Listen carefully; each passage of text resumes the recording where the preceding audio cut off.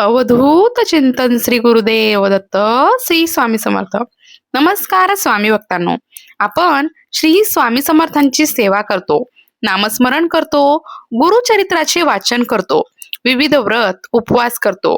पण एक प्रश्न अनेक भक्तांच्या मनात वारंवार निर्माण होतो.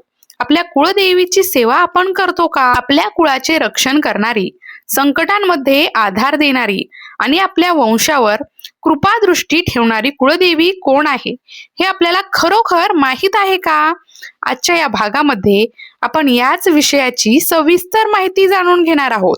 कुळदेवीचा उपवास कोणी करावा, कधी करावा, त्यामागील भाव काय असावा आणि ही सेवा करताना कोणत्या गोष्टींकडे लक्ष द्यावं हे आपण शांतपणे समजून घेणार आहोत. सर्वप्रथम एक गोष्ट लक्षात घ्यायला हवी.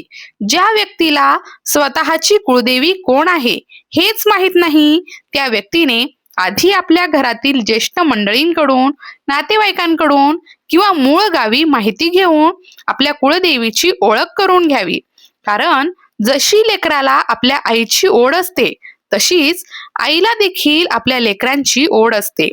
त्याचप्रमाणे कुळदेव आणि कुळदेवी यांची आपल्या संपूर्ण कुळाशी एक आध्यात्मिक नाते असल्याचं मानलं जातं. धार्मिक परंपरेनुसार कुळदेव आणि कुळदेवी हे आपल्या सांसारिक जीवनात अत्यंत महत्वाचे मानले गेले आहेत. ज्या घरामध्ये श्रद्धेने कुळदेव आणि कुळदेवीची सेवा केली जाते त्या घरामध्ये भक्तिभाव, समाधान आणि मंगल वातावरण टिकून राहावं अशी भावना व्यक्त केली जाते. याचबरोबर पितरांचे स्मरण आणि त्यांच्या प्रती कृतज्ञता ठेवणं देखील तेवढंच महत्वाचं मानलं जातं. आता अनेक जण विचारतात, कुळदेवीचा उपवास नेमका कोणत्या दिवशी करावा? धार्मिक परंपरेनुसार मंगळवार हा देवीचा दिवस मानला जातो. आई भगवतीच्या उपासनेसाठी हा दिवस विशेष मानला जातो. त्याचबरोबर अनेक ठिकाणी मंगळवार हा श्री हनुमंताचा दिवस म्हणून देखील श्रद्धेने पाळला जातो. याच कारणामुळे अनेक भक्त या दिवशी मांसाहार टाळतात आणि सात्विक आचरण ठेवण्याचा प्रयत्न करतात. आता प्रश्न येतो, हा उपवास कोणी करावा? शक्य असल्यास प्रत्येक स्त्रीने आपल्या कुळदेवीच्या नावाने ही सेवा करावी असं सांगितलं जातं.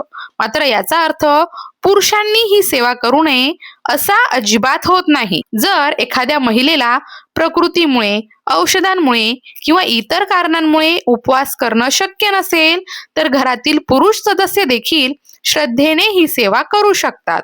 सेवेमध्ये सर्वात महत्वाचा भाग असतो तो भाव. उपवास करण्यापेक्षा भक्तिभावाने सेवा करणं अधिक महत्वाचं आहे. आजच्या धावपळीच्या जीवनात प्रत्येक स्त्री अनेक जबाबदाऱ्या सांभाळत असते.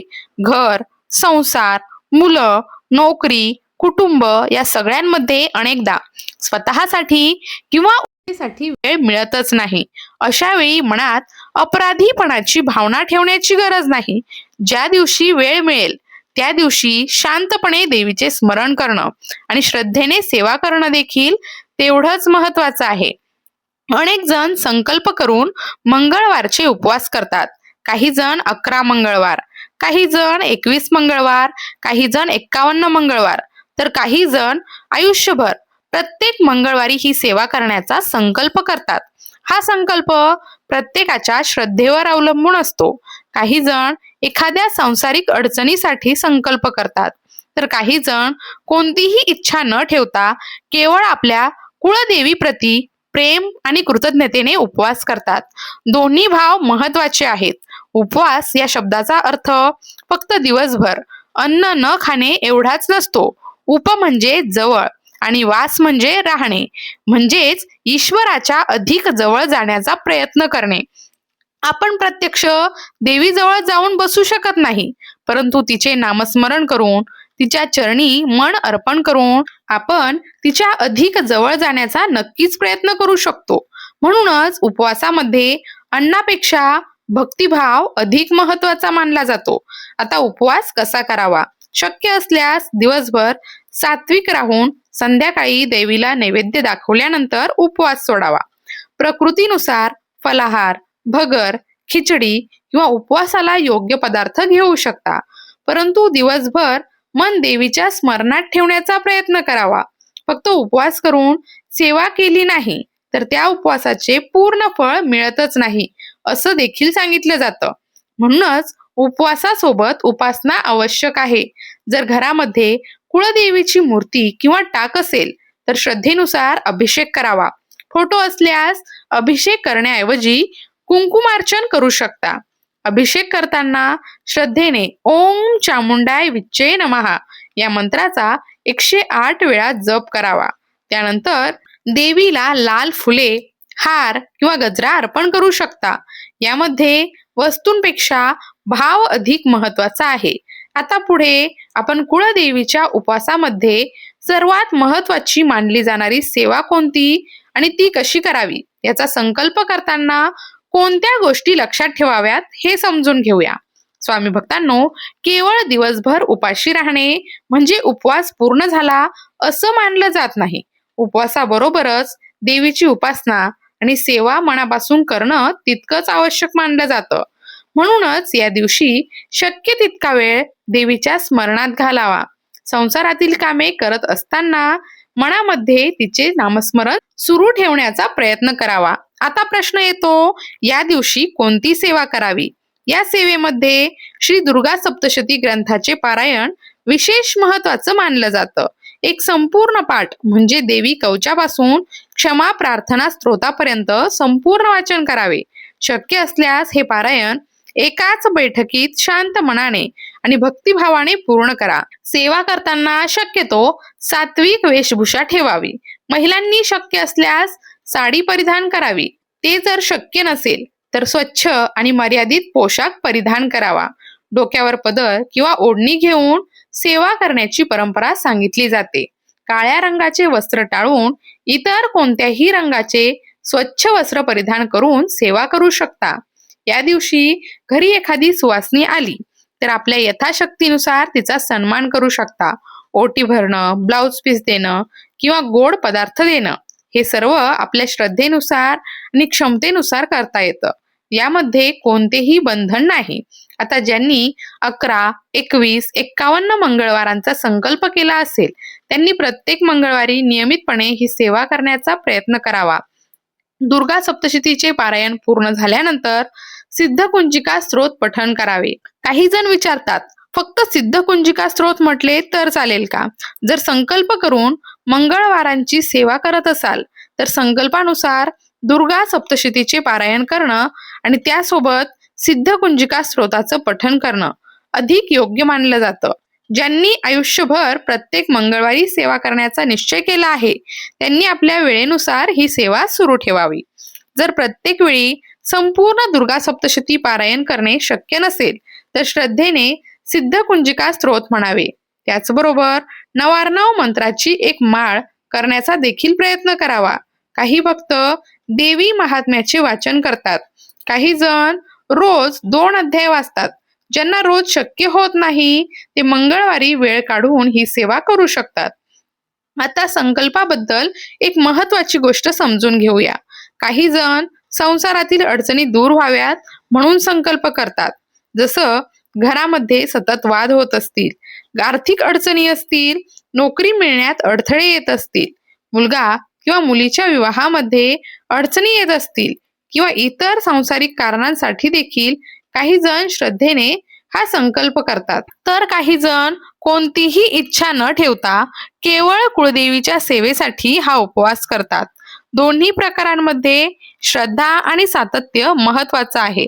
जर संकल्पपूर्वक मंगळवारची सेवा करत असाल तर त्या संपूर्ण कालावधीत शक्यतो मांसाहार टाळावा. घरामध्ये देखील त्या दिवशी सात्विक वातावरण ठेवण्याचा प्रयत्न करावा. जर घरातील सर्व सदस्यांनी हे पाळणं शक्य नसेल तरी स्वतःचा संकल्प प्रामाणिकपणे जपण्याचा प्रयत्न करावा. प्रत्येकाची परिस्थिती वेगळी असते, म्हणून आपल्या क्षमतेनुसार आणि श्रद्धेनुसार सेवा करत राहणं हेच अधिक महत्वाचं आहे. 11 मंगळवारांचा संकल्प पूर्ण झाल्यानंतर आपल्या यथाशक्तीनुसार एखाद्या सुवासिनीला भोजनासाठी निमंत्रित करू शकता. तिचा आदरपूर्वक सत्कार करू शकता. तसेच शक्य असल्यास गायीला चारा देण्याची सेवा देखील करू शकता. यासाठी मोठा खर्च किंवा विशेष विधी आवश्यक नाहीत. महत्वाची गोष्ट म्हणजे मनातील कृतज्ञता. ज्यांनी कायमचे मंगळवार करण्याचा संकल्प केला आहे त्यांच्यासाठी कोणत्याही विशेष उद्यापनाची आवश्यकता नसते. नियमितपणे सेवा सुरू ठेवणे हेच त्यांचे उद्यापन मानले जाते. स्वामी भक्तांनो, आज आपण श्री स्वामी समर्थांची सेवा, नामस्मरण आणि गुरुसेवा करतो. ही अत्यंत आनंदाची गोष्ट आहे. परंतु त्याचबरोबर आपल्या कुळदेव आणि कुळदेवीची सेवा याला देखील धार्मिक परंपरेमध्ये महत्त्व दिलं गेलं आहे. अनेक वेळा जीवनामध्ये येणाऱ्या अडचणी केवळ आर्थिक नसतात. घरातील मतभेद, पती पत्नीमधील दुरावा, सततचे तणाव, संसारातील विविध अडचणी, अशा अनेक गोष्टींमुळे मन अस्वस्थ होत असतं. अशा वेळी श्रद्धेने आणि सातत्याने सेवा करत राहण्याचा मार्ग सांगितला जातो. याचबरोबर आपल्या मूळ देवस्थानाला म्हणजेच कुळदेव किंवा कुळदेवीच्या स्थानाला वेळोवेळी दर्शनासाठी जाण्याची परंपरा देखील अनेक कुटुंबांमध्ये पाळली जाते. या सेवेमागील मुख्य उद्देश एकच असतो, आपल्या परंपराशी जोडलेलं राहणं आणि कृतज्ञतेची भावना जिवंत ठेवणं. आता शेवटी एक महत्वाचा प्रश्न, उपवास करणं आवश्यक आहे का? जर प्रकृतीमुळे, औषधोपचारामुळे किंवा इतर कारणांमुळे उपवास करणं शक्य नसेल तर त्याबद्दल मनात खंत बाळगू नका. अशा वेळी आपल्या क्षमतेनुसार श्री दुर्गा सप्तशतीचे वाचन करता येईल.